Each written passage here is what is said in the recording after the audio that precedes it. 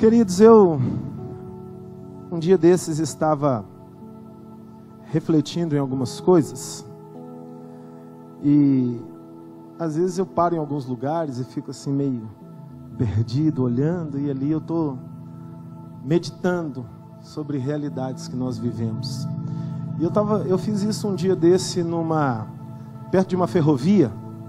Estávamos perto de uma ferrovia, ali tinha vários trens passando em uma direção, em outra direção, e eu comecei a pensar cá com os meus botões, como é que esses gigantes mudam de direção? Como que eles fazem uma conversão? Trem não tem volante, ele anda só em linha reta, né? E passavam aqueles vagões carregados de minério, de tantas coisas. E eu fiquei pensando, e depois eu tive a oportunidade de chegar num ponto final de uma linha de trem. E quando eu cheguei no ponto final, eu matei a charada. O trem muda de direção porque ele para em cima de uma plataforma giratória. E ele vem em uma direção, ele para em cima da plataforma, e a plataforma gira. E na direção que a plataforma coloca ele vai. E eu falei assim, a nossa vida é desse jeito. A nossa vida, ela também é uma vida que para em muitas plataformas giratórias. E quando a plataforma gira, nós mudamos de direção. Só que muitas dessas vezes nós não nos damos conta que a direção mudou. E o grande segredo de viver em Deus e de descobrir as revelações de Deus, a unção de Deus e a capacitação de Deus para cada fase que nós estamos vivendo na nossa vida, é saber em qual direção nós estamos indo, dependendo dessa revelação do Senhor. E pensando mais um pouco sobre isso, eu estava imaginando sobre a prosperidade tão desejada de todos nós. Quem não quer ser próspero em todos os sentidos? Nas finanças, claro, na saúde, no relacionamento conjugal, no relacionamento com filhos, na vida acadêmica, na vida profissional, na vida ministerial. Nós queremos dar certo. E nós passamos por momentos de grandes frustrações quando as coisas não vão bem. E tudo isso faz parte de um sistema de Deus para nós. Porque na verdade, Deus quer de nós dependência em todo tempo. O Senhor Jesus disse assim: vocês, por mais ansiosos que estejam, não podem acrescentar um côvado ao curso, ou seja, à direção da sua vida. E nós precisamos desenvolver um relacionamento com Deus a ponto de estarmos discernindo essas direções diferentes que a vida, que essa plataforma giratória vai nos colocando. Nós não podemos afixar estacas nas nossas próprias confianças. Nós não podemos colocar as nossas raízes naquilo que nos dá segurança humana, porque senão nós vamos depender das coisas. E nessa vida tudo passa, nessa vida tudo muda. Nessa vida emprego vai, emprego vem. Nessa vida tem época que estamos bem de saúde, tem época que estamos mal. Nessa vida tem época que as coisas estão fluindo de uma maneira maravilhosa e quiçá sempre estivessem fluindo, mas existem direções que nós somos lançados para ela, que as coisas não fluem como imaginamos, mas mesmo assim, independente da direção que a plataforma giratória nos colocar, o Senhor estará conosco em toda e qualquer direção, nos produzindo um ser humano melhor. E é isso que às vezes nós temos dificuldade de concatenar. Nós precisamos depender de Deus, queridos. E quando nós dependemos de Deus, nós vemos que nós só estamos vivos porque Deus quer que estejamos vivos. Na teoria a gente sabe disso, mas na prática às vezes a gente acha que a gente tem o controle da nossa vida, é ou não é? Mas nós não temos o controle da nossa vida. Nós só estamos respirando porque Deus quer. Você só está respirando porque Deus quer. Respire mesmo, desfrute mesmo, viva da melhor forma que você puder, porque é Ele que está te permitindo viver. E uma vez eu passei por uma plataforma giratória na minha vida. E alguns anos depois eu descobri que eu tinha passado. Mas só alguns anos depois. Eu me lembro que a Alice era recém-nascida. Tinha entre 15 e 20 dias de nascida. E eu fui convocado para um processo seletivo numa empresa que eu queria muito trabalhar. E era uma big empresa. E eu fui fazer aquela entrevista. E o entrevistador ali me passou o projeto. Era um projeto lindo. Um projeto que me empolgava muito. Mas eu precisava viajar todas as semanas. Sair de casa segunda e voltar na sexta. E na semana que eu não conseguisse terminar a rota na sexta, eu teria que dormir na estrada e voltar só na outra sexta. Mas o projeto era muito bom e o dinheiro também. E eu fiquei balançado com aquela oportunidade. E saí daquela entrevista com emprego garantido. Eu tinha todos os requisitos que aquela empresa queria para aquele projeto, para aquele tempo. Mas quando eu cheguei em casa e olhei para aquele neném gordinho dentro do berço, eu falei assim, ela tem 20 dias. Eu vou passar a maior parte do ano fora de casa. Eu não vou conhecer minha filha, eu não vou participar. E aquele amor me levou a tomar uma decisão de não pegar aquele emprego. E quando eu liguei para aquele diretor e marcamos uma reunião, e eu falei com ele que eu não ia, ele falou, não acredito que você vai fazer isso. Você é o cara. Você vai arrebentar, vai dar tudo certo. Você tem tudo que a gente precisa, olha o salário que nós vamos te pagar. Era uma empresa multinacional. E eu falei com ele, eu não posso. E aí ele me falou assim, tudo bem, já que você não pode, me ajuda a escolher um dos outros candidatos aqui. E me mostrou alguns currículos. E um daqueles currículos era de um amigo meu. Amigo de infância, crescemos juntos. Que na época estava morando em São Paulo. E essa situação foi em Belo Horizonte. E ele me mostrou, falou assim, ó, eu estou entre esse, esse e esse. Quando eu vi o primeiro, era o nome do meu amigo, eu falei, deixa eu ver esse currículo. Aí quando eu li, eu falei, eu conheço esse cara.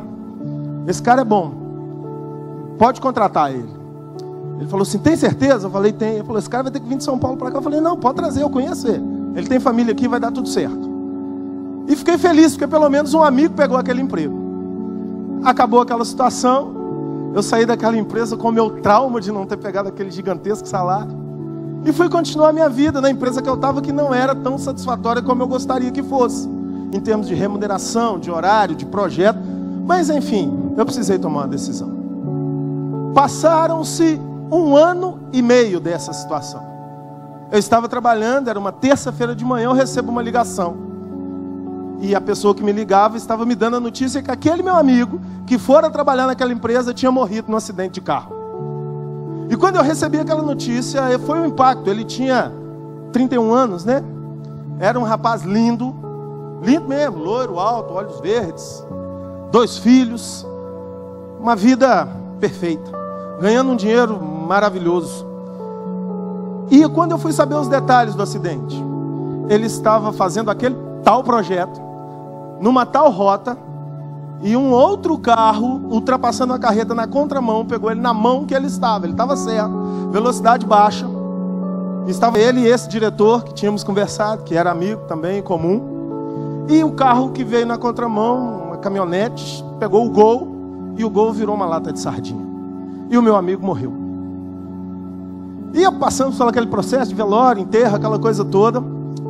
E eu fui pensar depois. Se eu tivesse pego aquele emprego tão sonhado, talvez seria eu que estivesse dentro desse caixão agora. Porque a vida é assim, queridos. Nós estamos aqui agora, mas nada nos garante se daqui a 10 minutos nós vamos estar vivos. Nada nos garante. A gente sai de casa de manhã, mas nada nos garante que a gente volta. A gente está tão acostumado a ir e voltar que a gente perde essa percepção do inesperado, é ou não é? Da plataforma que gira. E nós acabamos construindo seguranças humanas e achando com um grande engano que a gente governa a nossa vida. E quando aquela situação aconteceu, eu vi que eu estava indo em direção à morte 1 ano e meio depois. Mas uma plataforma que girou, Deus me levou em direção a mais uns anos de vida e me deu o privilégio de chegar hoje aos 40. Mas não deu ao meu amigo, que diga-se de passagem também era um pastor novo, um cara 10. fenomenal não está mais entre nós. Pensando em tudo isso, a gente vai entendendo quão dependente de Deus nós somos. A gente vai entendendo que nós somos mesmo que meio que uma locomotiva que depende de algo fora da nossa realidade para nos dar direção. A gente descobre que a gente não tem volante, mas nós somos guiados pelo Espírito Santo de Deus. No livro de Esdras, capítulo 8, versículo 21, olha só o que diz esse versículo. Então proclamei um jejum ali junto ao rio Ava, para nos humilharmos diante do nosso Deus, a fim de lhe pedirmos um caminho seguro para nós, para nossos pequeninos e para toda a nossa fazenda. Esdras faz isso quando o povo está saindo da Babilônia e voltando para Jerusalém depois dos 70 anos de cativeiro. E ele para na beira daquele rio para orar. E essa oração é para pedir a Deus uma viagem segura. Essa tradução diz um caminho seguro, mas a tradução que eu mais gosto é uma jornada feliz, uma viagem segura. E o termo hebraico que nasce essa expressão, uma jornada feliz, é o mesmo termo prosperidade. Então, quando você está lendo lá no hebraico, Esdras diz: eu parei na beira do rio para pedir a Deus prosperidade, que é uma viagem segura. Sabe por quê, queridos? A nossa vida é uma viagem. Nós estamos aqui de passagem, a gente sabe disso. Agora, a gente tem o péssimo hábito de querer enraizar a nossa existência em uma viagem. Uma viagem não é um local de eternidade, uma viagem é uma terra de passagem. Uma viagem é um tempo determinado em que nós vamos passar. E o que nós precisamos de Deus é que Ele nos dê prosperidade e segurança durante essa viagem. Se você viaja no posto mais alto dentro da sua empresa, o qual você quer estar, amém, isso é bênção. Mas não é esse posto mais alto que vai fazer a sua vida próspera e nem feliz. Se você viaja na realização acadêmica que você quer, amém, glória a Deus. Mas se você por algum motivo não consegue, se as bases giratórias da vida te mandam em outras direções, que te impede de conquistar uma coisa ou outra coisa que você queria, não é isso que vai te dar a segurança. O que vai te dar segurança é a bênção do Senhor sobre a sua vida.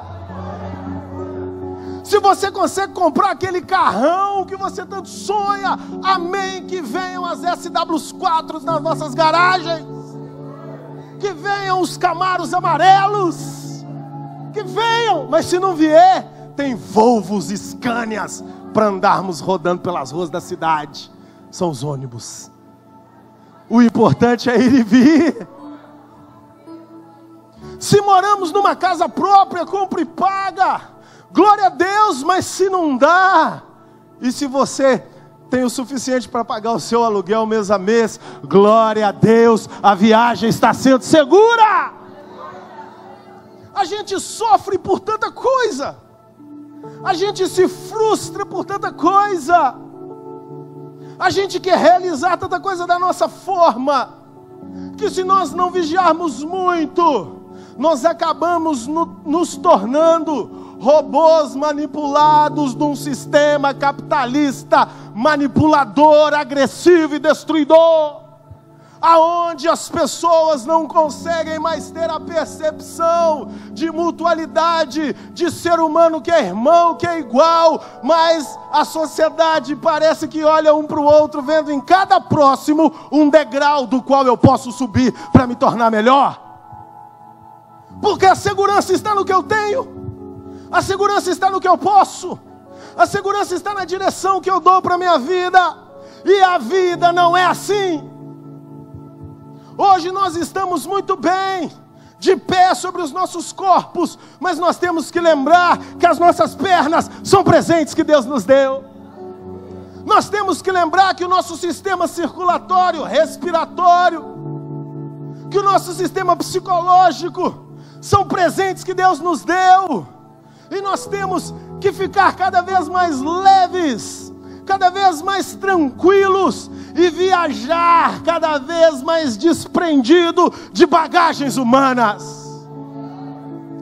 Não tem um prazer melhor, pelo menos para mim, quando eu preciso fazer alguma viagem que eu não preciso levar bagagem, que eu não preciso levar mala, que eu não preciso ir lá na rodoviária ficar esperando para o cara abrir o maleiro do ônibus para jogar lá dentro, que eu não preciso fazer check-in no aeroporto. É uma mochilinha nas costas, um fonezinho no ouvido e boa, fui embora. Sabe por quê? Viajar leve é maravilhoso. E Deus quer que nós viajemos leve. Mas a gente tem o péssimo hábito de querer viajar com bagagem. Eu me lembro quando eu era criança, a gente vinha aqui para o Espírito Santo de trem. Saía de Belo Horizonte, a minha mãe com cada mala desse tamanho. E pior que ela inventava umas farofas de frango ainda com as latas. Coisa de mineiro. E Guaraná Baré. Quem lembra do Baré? Que isso, vocês estão bem, gente? Ó, tribulação que era viajar com aquelas bagagens. Era carregando, caía. Nós temos que nos desprender das bagagens. Deus te faz viajar sem bagagem. O seu Deus é tão Deus, tão competente para te dar segurança, que se você meter o pé na água, você vai ver o mar abrindo. Se Ele te mandar mudar de cidade, Ele provê lugar para você morar. Se Ele mandar você mudar de emprego, Ele garante a sua sustentação. Ah, mas lá eu sabia, lá eu administrava, lá eu tinha tudo na ponta do meu lápis, na minha cabeça. Ei, a plataforma virou. Ou segue na direção, ou fica batendo cabeça no que Deus não tem mais para você. Isaías capítulo 30, versículo 21 diz o seguinte: e os teus ouvidos escutarão por trás de ti, dizendo, uma palavra por trás de ti dizendo, este é o caminho, andai vós nele, quando vos virardes à direita e quando vos virardes à esquerda. Esse versículo, ele tem algumas outras traduções que nos deixam um pouco confusos. Diz, quando vos desviardes para a direita e quando vos desviardes para a esquerda. A maioria das traduções de vocês pode estar assim. Mas aqui na tradução King James Fiel, que eu estou meio apaixonado com essa tradução, traz alguns pormenores, alguns detalhes muito importantes para a língua portuguesa. Porque dentro do nosso português, meu Deus, desviar é sair do caminho certo, não é? Mas virar é assumir um novo caminho possível. Entende a diferença? E o essencial hebraico escrito por Isaías não falava desviar, falava virar para um novo caminho. E o tradutor colocou desviar, porque na época que ele traduziu isso, há muitos anos atrás, o desviar tinha uma outra conotação. Mas o que a palavra está nos dizendo é exatamente o que está nessa tradução. Vocês vão ouvir uma voz por trás de vocês dizendo, quando vos virardes para a direita ou para a esquerda, esse é o caminho, andai nele. Sabe por quê? O caminho certo é o caminho que Deus está direcionando a sua vida. E quando Ele te fala, esse é o caminho, anda nele, fique em paz, Ele está te dizendo, eu estou promovendo essa viagem segura para você, meu filho. Eu estou promovendo essa viagem segura para você, minha filha. Descansa, confia, espera no Deus que tudo pode fazer. A nossa vida vai mudar a direção, queridos. Não se iluda. O que você está vivendo hoje não foi propósito seu, já era propósito de Deus. O novo é novo para você, mas para Deus já era um plano que estava acontecendo. Vou fazer uma pergunta infantil. Quantos amam a Deus aqui? Quantos amam a Deus? Então todas as coisas cooperam para o seu bem. Não se insatisfaça com a sua vida hoje. Não se insatisfaça com a situação que você está vivendo. Por mais complexa que seja, por mais difícil que seja passar o que você está passando, isso é propósito de Deus para acrescentar um bem maior à sua vida. Se nós não acreditarmos nisso, nós achamos que nós tomamos o volante da mão de Deus. Aleluia, aleluia. Não fique desesperado porque você tem uma dívida para pagar, está enfrentando uma luta na sua saúde, está atravessando uma batalha no seu casamento, uma batalha no seu ministério, uma batalha acadêmica. Não fique desesperado por isso. Essa é a direção que Deus tem para você. E quando não for essa mais a direção, Ele vai mudar. E você nem vai perceber. Mas quando você acordar, a direção mudou. Um dos homens que eu mais admiro na palavra de Deus é João Batista. Vamos abrir no Evangelho de João, capítulo 3. Vamos ler dos versículos 26 ao 30. E foram ter com João e disseram-lhe: Mestre, aquele que estava contigo além do Jordão, o qual tens dado testemunho, eis que está batizando, e todos os homens vão até ele. João respondeu e disse: o homem não pode receber coisa alguma, se não lhe for dada do céu. Vós mesmos me sois testemunhas de que eu disse: eu não sou o Cristo, mas sou enviado adiante dele. Aquele que tem a noiva é o noivo, mas o amigo do noivo, que está presente e o ouve, alegra-se muito com a voz do noivo. Esta é a minha alegria e está cumprida. Importa que ele cresça e que eu diminua. João era um viajante leviano, não no pejorativo, mas era um viajante sem bagagem. Vocês estão entendendo? Amém? Tanto que ele estava lá no deserto e tão desprendido que ele comia o quê? Gafanhoto e mel silvestre. Não importa se é magrinho e ressequido o que eu como, ele está me sustentando, eu estou feliz. João é uma lição viva para nós, do que é depender de Deus e ter alegria em qualquer situação. João passou 18 anos no deserto. João era filho de um sacerdote do templo do Senhor, o sacerdote Zacarias. João era da tribo de Arão. Era para ele estar no templo vestido com roupas maravilhosas, como um príncipe da religião da época. Mas ele largou tudo e foi para o deserto, porque a plataforma girou em direção ao deserto. E ele ouviu uma voz atrás dele dizendo: este é o caminho, andai nele. Sabe por quê? Porque lá no deserto ele iria encontrar o Messias. No templo ele não iria encontrar o Messias, mas no deserto ele iria. Os que estavam no templo pregando sobre Jesus, falando de Jesus, do Messias, daquele que viria libertar o povo.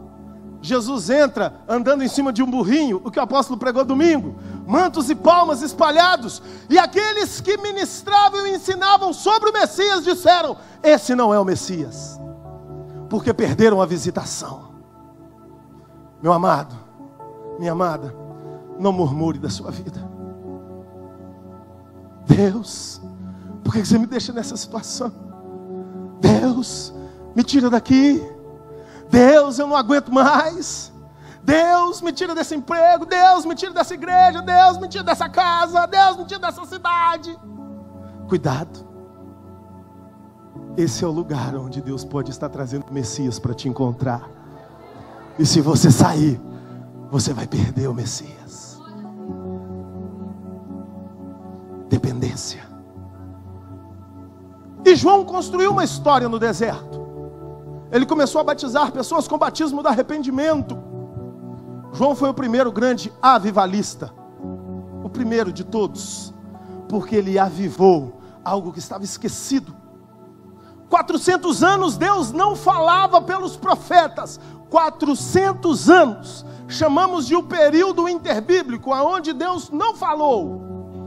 E João começa pregando: arrependei-vos, porque é chegado o reino de Deus. Que Deus que não fala mais? E iam para ser batizado por João judeus e não judeus. E João começou a construir uma grande igreja. E de repente os seus discípulos chegam para ele e dizem para ele: aquele que você esteve conversando lá, que estava contigo além do Jordão e que tem dado testemunho, ele está batizando e todos os homens vão até ele. Em outras palavras, eles disseram para João: aquele cara que é menor do que você batizou ele está dividindo a sua igreja, João. Vocês conseguem perceber isso, queridos? Ele está batizando e todo mundo vai para ele. Se todos iam para ele, todos estavam deixando João. Era ou não era? Se João fosse um homem cheio de bagagem, ele diria: quem é esse que vai tirar o meu povo? O povo é meu.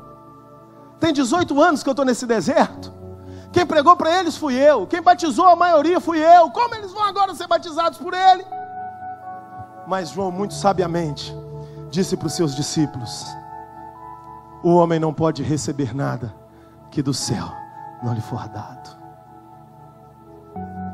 Isso tira o peso dos nossos ombros, querido. Isso nos faz ficar leves.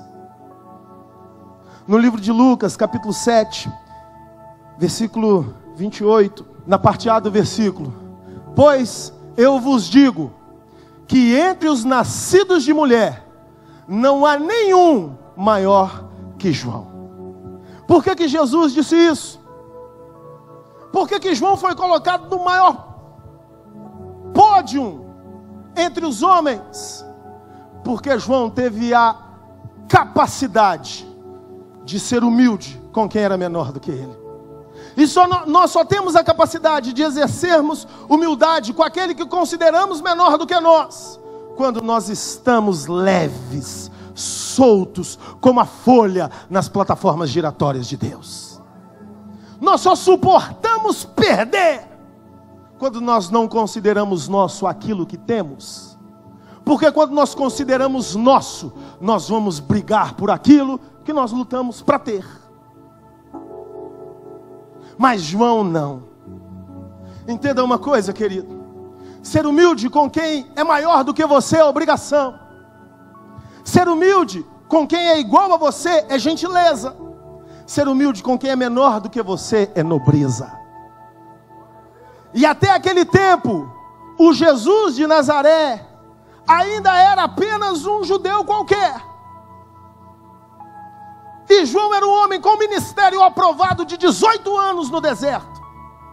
Mas ele disse: se ele está fazendo, ele só pode estar recebendo do céu. Nós precisamos reconhecer o céu na terra, na vida do próximo, como reconhecemos na nossa. E as plataformas giratórias são para tirar o governo das nossas mãos mesmo. E quando Deus, os céus, vê esse coração em João, Deus diz: ele deu a maior lição entre os mortais. Ele reconheceu a grandeza do próximo. E ele disse: importa que ele cresça e que eu diminua. Mas ele ainda não tinha certeza se ele era o Cristo, porque quando ele estava preso, ele mandou os discípulos perguntarem para Jesus: você é o Messias? E Jesus mandou lá no cárcere de Herodes dizerem para ele: diga para João que eu curo os enfermos, ressuscito os mortos e expulso os demônios. Quando Jesus manda essa resposta para João, esse episódio aqui do ele cresça ou diminua já tinha acontecido. Então João disse o seguinte: a obra é de Deus. Se ele é o Messias, que ele cresça. Se ele não é o Messias, é Deus que vai resolver. E a direção da vida dele mudou do ministério triunfante para a cadeia na morte. No entanto, essa era a direção: desprendimento, leveza, paz. Essa é a direção de Deus para a nossa vida. Descansa no Senhor, e Ele satisfará aquilo que deseja o seu coração. Mas somente se você for capaz de descansar no Senhor. Hoje Deus está te convidando a um choque de realidade, para te dizer: meu filho e minha filha, eu tenho o controle da tua vida, não temas. Eu ponho o trilho para você andar, anda nele. Essa vida que você vive é a vida que Deus está nela para te abençoar, porque você ama o Senhor. Fique ligado, o vento vai bater, E se você não estiver ligado com Deus, mas estiver ligado nas suas conquistas humanas, o vento bate e você fica. Evangelho de João, para concluirmos, capítulo 3, versículo 8. O vento sopra onde quer, e ouves a sua voz, mas não sabe de onde vem, nem para onde vai. Assim é todo aquele que é nascido do Espírito. Quem nasceu do Espírito, que aplauda o Senhor Jesus.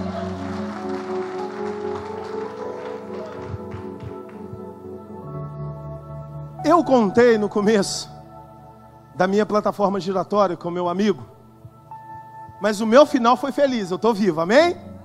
Mas ele está morto. O final dele foi triste, aos meus olhos, mas aos olhos de Deus. Alegra-se o Senhor com a morte dos seus santos. Ele estava lá em outro estado, e de repente um outro estado chamou ele para um trabalho. A plataforma dele girou, e aonde Deus queria levá-lo? Para o céu. Mas está vendo como é que a gente tem dificuldade de entender que a morte é uma vitória? Porque nós estamos presos a essa vida carnal. Se eu perguntar aqui quem quer morrer, ninguém vai levantar a mão. Quem quer viver, todo mundo vai levantar a mão. E se você tiver 990 anos e eu te perguntar quem quer viver, você vai continuar levantando a mão.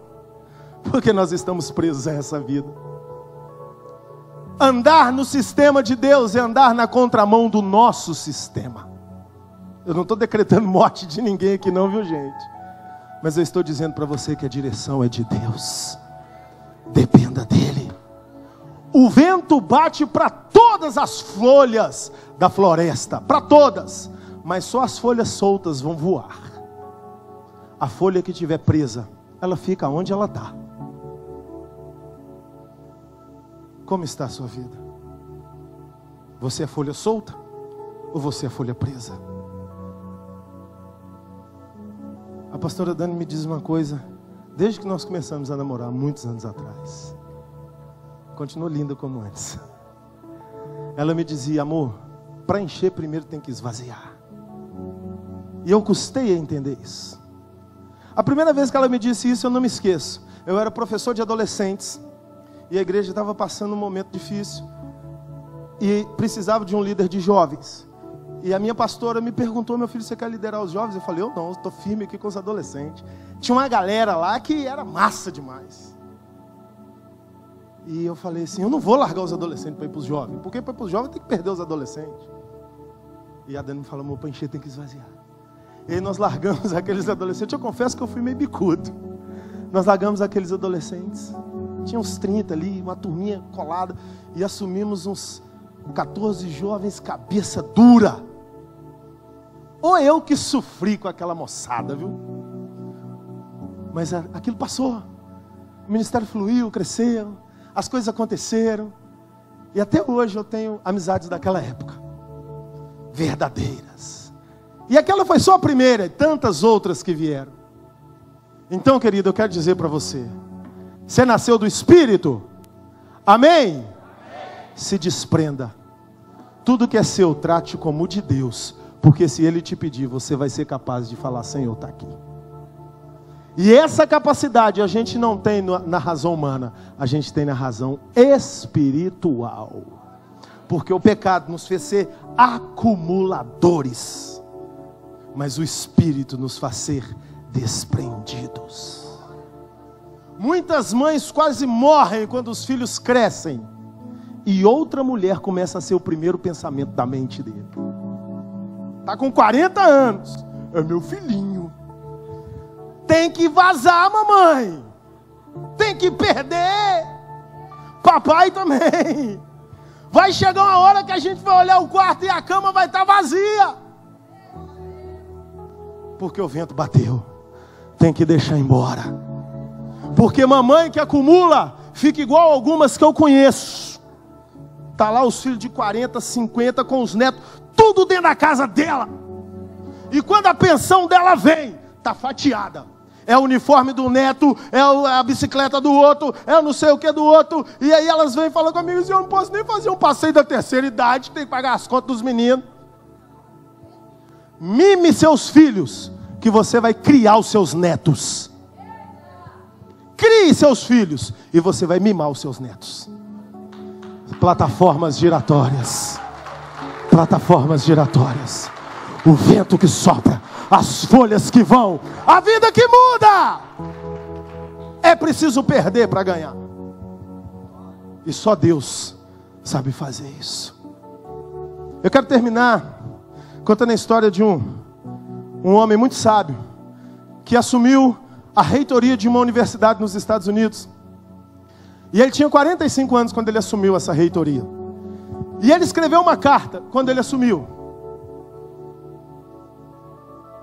E ele colocou no envelope: abrir daqui a 20 anos. E colocou na gaveta dele. E era um homem muito sistemático. E ele fez um lindo trabalho naquela universidade. 20 anos depois, ele abriu a gaveta. Ele via sempre aquela carta ali, mas ele não abriu o envelope. E estava lá: abrir daqui a 20 anos. E foi uns dias depois do aniversário dele de 65 anos. E ele tirou o envelope, abriu e começou a ler a carta. Quando eu estiver lendo essa carta, eu me considerarei a última azeitona da empada. Quando eu abrir essa carta, eu considerarei que o trabalho que eu fiz nessa universidade nunca será superado por ninguém. Quando eu abrir essa carta, eu terei esquecido que um dia eu fui um homem, um jovem que quis uma oportunidade. Alguém teve que me dar essa oportunidade. Quando eu abrir essa carta, eu terei 65 anos. Não terei o mesmo vigor dos 45. Quando eu abrir essa carta, a tecnologia do mundo será outra. Quando eu abrir essa carta, mentes muito melhores do que a minha estarão andando pelos pátios da universidade. Quando eu abrir essa carta, eu estarei pronto para me aposentar, mas eu não vou querer abrir mão da minha cadeira.